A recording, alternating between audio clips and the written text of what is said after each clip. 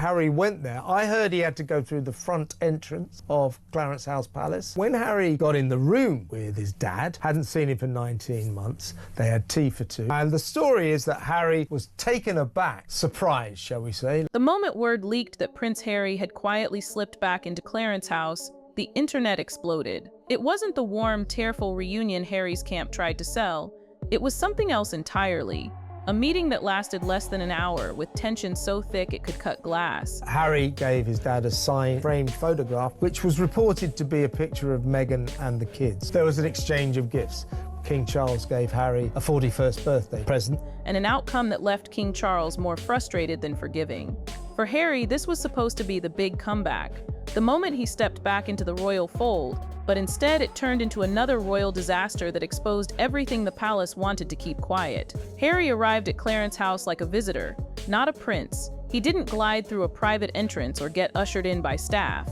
According to insiders, he went through the front, just like charity guests or politicians waiting for an audience with the king. That alone said everything. This wasn't a family reunion, it was official business. And when he finally walked into the room, he wasn't just greeted by his father. Queen Camilla was there too, not because she wanted to play peacekeeper, but because she didn't trust what might happen afterward. She reportedly told palace aides she wanted to be present to make sure nothing ends up in the press. Translation, she didn't want Harry spinning another narrative later. She knew his game. The three sat down for what was meant to be tea for two, turned tea for three. 53 minutes, maybe 54. That's all it lasted. Barely long enough for the pleasantries, let alone reconciliation. But it was long enough for the story to leak. The Sun ran with it first. Harry's visit was polite, formal, distant. There were no hugs, no tears, no grand emotional reunion, just a stiff exchange of words, a few uneasy glances, and some awkward small talk about how things have been. Then came the gifts. Charles handed over a small birthday present, understated but traditional. Harry, in turn, presented his father with a framed photo, reportedly of Meghan and the children.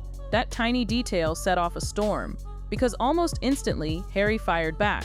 He issued a massive statement, line by line, calling the report false. He claimed palace insiders, men in gray suits, were sabotaging his reconciliation with his father. He said the story was twisted, the details wrong, the photo not what was described. He accused the palace of trying to ruin any chance of healing. But here's the thing. If he'd stayed quiet, the story might have faded. Instead, his overreaction made it headline news for days. Every word of his statement poured gasoline on a small fire and turned it into a full-blown inferno. That's the thing about Harry now. He doesn't seem to understand that silence is sometimes more powerful than outrage. Every time he tries to correct the record, he proves exactly what his critics say, that he's impulsive, defensive, and can't stop himself from talking. And what made this even more awkward, while he was lashing out at the Sun, he said nothing about the glowing articles in Page 6 and US Weekly that portrayed the meeting as emotional and warm. Those outlets, known to be friendly to the Sussexes, painted a very different picture. They said there were hugs, tears, and a heartfelt reunion. Which version was the truth? The palace wasn't buying Harry's. In fact, the king made it quietly known that he was perplexed and saddened by his son's behavior. Behind closed doors, that sadness likely turned to frustration. This was supposed to be an olive branch, a quiet, respectful meeting to see if wounds could start to heal. Instead, it became yet another example of Harry making a private moment public. Worse still, royal watchers noticed something curious. Harry's statement seemed more like damage control than genuine outrage. The obsession with clarifying details about the gift photo, for example, raised eyebrows. Why did it matter so much that people believed Meghan and the kids were in that picture? One theory spread fast. Meghan herself couldn't handle being left out. Insiders believe she pushed Harry to release the statement because she couldn't stand the idea of being erased from the story. And if that's true, it wouldn't be the first time she's done it. Meanwhile, royal reporters began connecting dots. They pointed out that over the previous 2 weeks, several suspiciously timed stories had started circulating, negative ones about Prince William and Princess Catherine, articles questioning William's work ethic, mocking him as work-shy Willie, criticizing their move to a new home. It looked coordinated. Some even called it a smear campaign. And now, suddenly, Harry was shouting about sabotage inside the palace. To many, it felt like deflection, an attempt to distract from accusations that the Sussexes themselves were the ones stirring trouble for the Wales family. If that was the plan, it backfired spectacularly, because while Harry was busy ranting about palace leaks, King Charles was quietly reminding everyone of one thing: there would never be a half-in, half-out royal role. The late Queen had made that clear during the Megxit negotiations, and Charles wasn't about to reopen that door. Reports say the King told Harry directly during their meeting, "That's not an option. No partial return. No special arrangement. No splitting time between California and royal duties. You're either in or you're out," and Harry had chosen out. That message hit hard, especially for someone who built his identity around the idea of being both a rebel and a royal. In that room, it became clear that era was over. When Harry left Clarence House, the formality of it all clearly stunned him. He reportedly told aides, "I feel like an official visitor." That line alone summed it up. He wasn't treated like a son coming home. He was treated like a guest. The symbolism wasn't lost on anyone, and instead of accepting that cold truth, Harry did what he always does. He tried to rewrite the story. He went back to California, regrouped with his team, and soon the media whispers began again. Harry and Charles are crafting a new role. Harry will assist the King with engagements. The two are closer than ever. None of it was true, but it gave the illusion that the Sussexes were inching their way back in. The palace, however, wasn't fooled. King Charles, already dealing with health challenges, didn't have the patience for games. He was reportedly dismayed by Harry's behavior, especially the tone of that public statement. To make matters worse, the King left soon after for Balmoral with Prince William. Time together many suspect was used to discuss what to do about Harry and Andrew, both of whom continue to cause royal headaches. And while Charles and William were quietly strategizing in Scotland, Harry was busy feeding another narrative through the press. It's a pattern now. Every time Harry gets caught in an awkward situation, Meghan disappears from public view until the backlash fades. Then she reemerges at some glitzy event, smiling, acting unbothered. That's exactly what happened this time. She stayed silent while Harry took the heat, then popped up at Kevin Costner's charity gala, clinging to him like nothing was wrong. It's almost predictable. Harry does the damage, Meghan does the PR reset, but this time, it wasn't working. Even sympathetic outlets started calling him out for his childishness and inability to learn from past mistakes. Because no matter how he spins it, the Clarence House meeting ended one way, with King Charles drawing a line in the sand. There's no path back. Not half in, not half out. And that's what's really eating at Harry. He thought his father would open the door, forgive, forget, and maybe let him dip his toes back into royal life. Instead, Charles shut it completely. Worse yet, the King made it clear that he was proud of William and supportive of the Wales family. That meant Harry's idea of being the bridge between both worlds, the royal duty and California celebrity, was dead before it began. What makes this saga even more painful for him is the timing. The King and Princess Catherine have both faced serious health challenges, and during those moments, the world noticed who stepped up and who didn't. William became the steady hand, Catherine the dignified symbol of courage. Harry and Meghan were nowhere to be found. No messages of support, no public words urging kindness or stopping online bullying. For a couple who preach compassion and anti-bullying, their silence was deafening. And when the family most needed unity, Harry was too busy accusing his father of sabotage. It's no wonder the King sees him as lost. At this point, Harry's biggest enemy isn't the palace or the tabloids, it's himself. Every time he tries to control the story, it blows up in his face. Every time he claims to rise above the drama, he dives right back in. That long, rambling statement about the meeting, it wasn't royal, it wasn't dignified, it was emotional damage control. The kind of thing a celebrity posts after a breakup, not a prince trying to rebuild trust. And that's the tragic irony. Harry left the institution because he didn't want to live by its rules, but he's still obsessed with its validation. He can't stand being ignored. He can't stand being on the outside. Meanwhile, the rest of the royal family is moving forward. King Charles is focusing on the monarchy's stability. William and Catherine are rebuilding public confidence, and even Camilla has emerged as a quiet symbol of resilience. Harry, on the other hand, is stuck reliving old battles, fighting ghosts that no one else sees. The Clarence House meeting could have been a new beginning, a simple private moment between a father and son, but once again Harry turned it into a headline. And when the dust settled, all that was left was another reminder that the royal door he's so desperate to reopen is firmly closed. If there's one lesson in this whole saga, it's that some bridges can't be rebuilt with press statements or photo ops. Forgiveness can't be demanded, it has to be earned. And until Harry stops fighting every narrative that doesn't flatter him, He'll keep finding himself in the same place, outside looking in, wondering why no one's letting him back in the room. For King Charles, that meeting wasn't about emotion, it was about boundaries. After years of scandal, interviews, and Netflix deals, the monarch had finally decided to stop entertaining illusions. And that's what truly stung Harry the most. For all his defiance, for all his speeches about freedom, what he really wanted was his father's approval, that familiar nod of belonging. But this time, Charles wasn't playing the indulgent parent. He treated Harry like a diplomat from a foreign country, a man who'd chosen his own path and would have to live with it. That quiet, polite coldness did more damage than any public statement ever could. And yet the irony is, Harry's camp seemed completely blindsided by it. They'd come in expecting a reset, a chance to say, look, things have been hard, but let's move forward. They thought the king would embrace the idea of Harry being partly royal, someone who could show up for charity events, represent the crown occasionally, and still live the California lifestyle. But what they underestimated was how deeply the late Queen's rule of no half-in, half-out had been carved into the monarchy's DNA. Charles may be modern in some ways, but he's not weak. And when he told Harry, "You've made your bed, now lie in it," the tone wasn't cruel, it was final. That finality sent shockwaves through Harry's world. He left that room humiliated. He wasn't the favored son or the prodigal prince returning to applause. He was a man being told politely but firmly, "The show has moved on without you." What followed was pure reaction.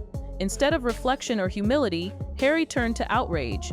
He did what he always does, fired back with a statement that screamed insecurity disguised as righteous anger. And that's where everything unraveled again. See, Harry still thinks that public sympathy is his greatest weapon.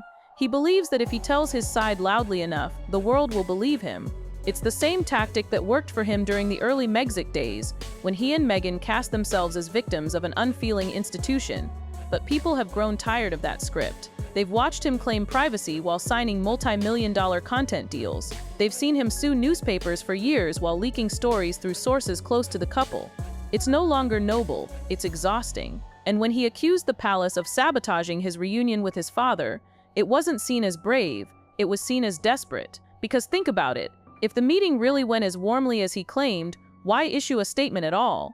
Why feed the drama? The palace wasn't commenting. The king wasn't commenting. Even Camilla, who reportedly found the entire visit tense but civil, stayed silent. The only person who turned it into theater was Harry. And once again, that silence from the others made him look smaller. The more he shouted, the more the world saw the difference between the royal family's calm dignity and his emotional volatility. What made it worse was that behind the scenes, Meghan was reportedly furious. That detail about her not being in the gift photo had cut deep. Because for someone obsessed with image and symbolism, being left out of such a gesture felt like an insult. Palace insiders have long whispered that Meghan controls Harry's PR impulses, and this situation was no different. She wanted the narrative corrected. She couldn't stand the thought of people picturing her husband handing over a photo of the children without her in it. And so instead of moving on quietly, Harry became the spokesperson for her outrage. That's the part the public often misses, the quiet manipulation that happens behind the scenes. Meghan knows how to weaponize Harry's emotions. She doesn't need to make public statements. All she has to do is plant the seed of offense, and Harry will take it from there. He's loyal to a fault, but that loyalty keeps costing him. Each time he steps up to defend her, he digs the hole deeper. And with every new controversy, the royal family's patience grows thinner. Even sympathetic royal aides are beginning to say privately that reconciliation is no longer possible. The trust is gone. Meanwhile, the press began piecing together a bigger picture, one that painted the Sussexes not as victims, but as architects of chaos. Just as Harry was complaining about palace sabotage, reporters like Richard Eden and Lady Colin Campbell began exposing a string of anti-Wales stories that had mysteriously surfaced at the same time.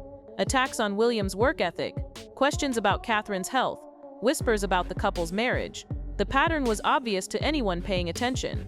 And when those rumors started drying up, suddenly Harry's sabotage claim appeared, a convenient distraction from the idea that he and Meghan might have been stirring the pot themselves. King Charles noticed that timing too. Behind palace doors, insiders say he saw the statement as a smokescreen. Instead of healing, it created a new round of public embarrassment for the monarchy. And yet again, it was Charles left cleaning up the mess. In quiet conversations with close aides, he reportedly expressed sadness, not because Harry had spoken, but because he had learned nothing. That's the word that kept being repeated. Nothing. After all the pain, all the headlines, all the opportunities to grow, Harry still defaulted to the same pattern: blame others, never reflect, and always explain. Even Prince William, who's kept his distance for months, was said to be baffled by the whole episode. To him, it proved that Harry's still living in a fantasy where he's the misunderstood hero fighting evil courtiers. But the truth is, William has been carrying the monarchy's weight while his brother plays victim across the ocean. And now, with Catherine's health battles and Charles' ongoing recovery, the contrast couldn't be clearer. William has matured into the role of future king. Harry, meanwhile, is stuck in perpetual adolescence, angry at the system that made him, yet desperate to belong to it again. It's no wonder Charles quietly left for Balmoral soon after that meeting. Sources close to the palace say the trip wasn't just for rest, it was for strategy. The king wanted time alone with William to talk about the family's future, and what role, if any, Harry should have in it. That conversation likely wasn't pretty. Between Harry's legal battles, Meghan's crumbling brand ventures, and the endless PR drama, the Sussexes have become more liability than legacy. Charles, though a father first, is also a monarch, and monarchs can't afford endless scandal. The irony is that while Harry was raging about being sabotaged, the only person sabotaging him was himself. His statement, intended to win sympathy, only reinforced every criticism ever leveled at him, that he's reactive, self-centered, and incapable of restraint. Even sympathetic commentators admitted it felt bizarrely detailed, like something you'd expect from a reality star, not a royal. He itemized every claim, dissected every sentence from The Sun, and then contradicted himself by confirming certain details anyway. If he wanted to appear above it all, he failed spectacularly. And through all this, Meghan remained strategically absent. It's almost become her signature move: let Harry take the hits, then reappear later for a public reset. When she showed up at Kevin Costner's charity event, cameras captured her glued to Harry's arm, smiling as if nothing had happened. But viewers noticed something else. Her energy felt rehearsed, controlled, almost performative.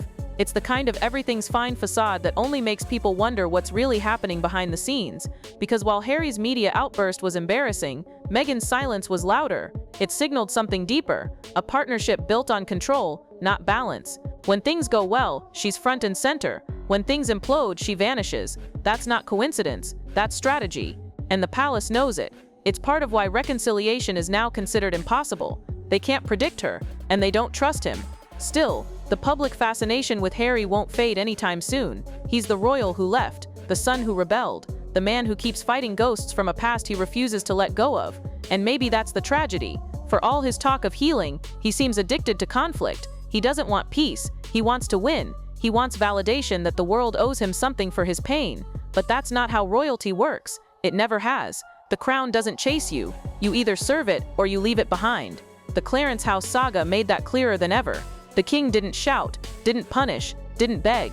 He simply ended the conversation with dignity. And in royal terms, that silence speaks volumes. Harry wanted a door back into the family. What he got instead was the cold formality of a monarch who's moved on. There's no public statement that can fix that. Not a podcast, not a memoir, not a tearful interview with sympathetic media. The damage is done. And while Harry tries to figure out what went wrong, the royal machine keeps turning. The monarchy has weathered abdications, divorces, scandals, and tragedy, and it always survives. Because at its core, it doesn't revolve around one person's feelings. That's the part Harry can't seem to accept. He thought walking away would make him freer. But now, watching the family thrive without him, he looks less like the rebel prince and more like the forgotten one. As months pass, Clarence House will fade into memory for most people. But for Harry, that 53-minute meeting will haunt him. Not because of what was said, but because of what it confirmed. That the royal family doesn't need him. The king doesn't need him. Even the public doesn't wait for his side anymore. And maybe, deep down, that's what hurts the most. For the first time in his life, the spotlight is moving on, and he can't stand it. Still, don't be surprised when another exclusive surfaces months from now, claiming another secret meeting or private call. That's how Harry and Meghan operate now, through narrative control. They've built an empire on retelling their pain, and without that story, they fade into irrelevance. But the royal family, they've survived far worse than a Californian press statement. And while Harry keeps explaining, the king just keeps drinking his tea, knowing full well that time, as always, will do the explaining for him.